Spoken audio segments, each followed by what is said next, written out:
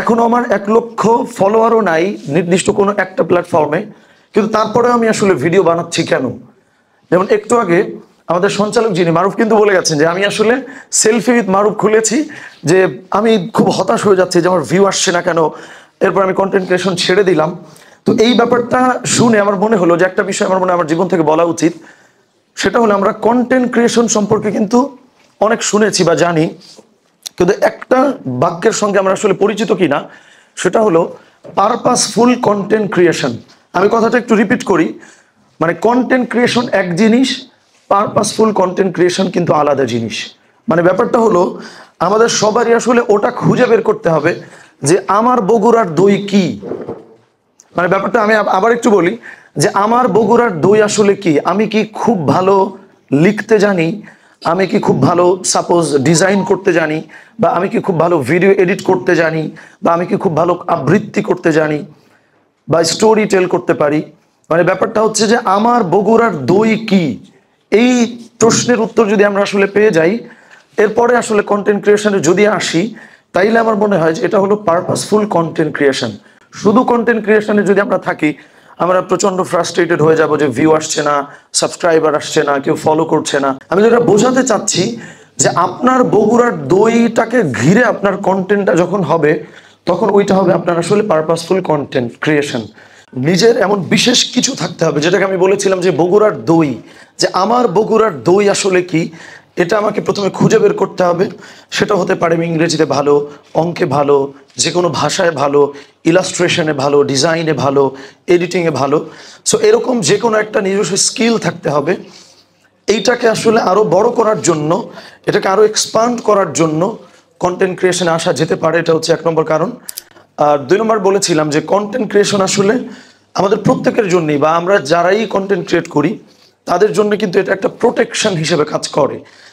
যেহেতু আমাকে 1 লক্ষ মানুষ দেখেন, ফলে আমি চাইলেই আসলে যে কোনো অফেন্সিভ কোনো কাজ আসলে করে ফেলতে পারবো না।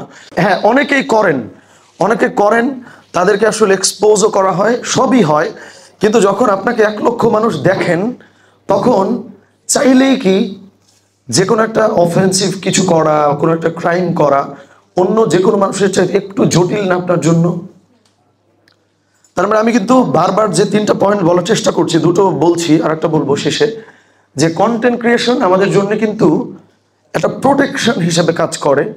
তার মানে প্রথম যে পয়েন্টটা আমার ছিল যে আমি যদি কন্টেন্ট বানাই, তাহলে আমার যে বগুড়ার দই আছে, এই দইয়ের সেল বেড়ে যাবে, এটাও যেমন নিজের স্বার্থের বিষয়।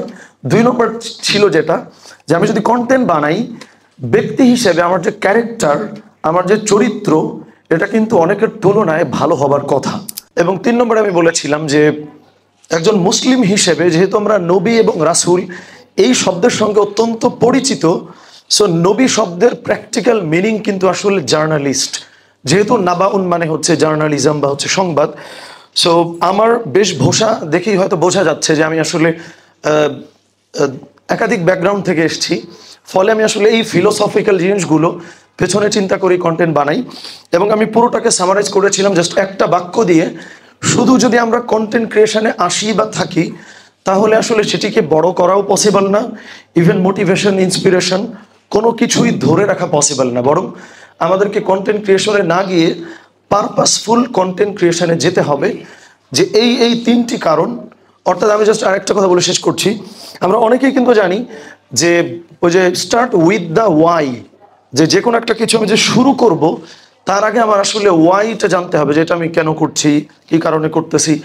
এই জায়গাটা আমার মনে হয় আমরা যদি একটু গবেষণা করে এরপরে কন্টেন্ট ক্রিয়েশনে আসি, তাহলে আমার মনে হয় যে আমাদের মোটিভেশন বলি, ইভেন আমি একটা শব্দ উল্লেখ করেই বলি যে ফাইন্যান্সিয়াল সাকসেস বলি, সমস্ত কিছুই আমার মনে হয় যে খুব দ্রুত আমাদের কাছে আসতে পারে। সো একটু রিপিটেশন হয়ে গেছে হয়তো, সো ক্ষমা চেয়ে নিই এই জন্য। তো আমার মনে হয় যে এই কারণেই কন্টেন্ট ক্রিয়েশনে আসা উচিত, এবং সেম এই 3টা কারণে আমি মূলত কন্টেন্ট ক্রিয়েট করি।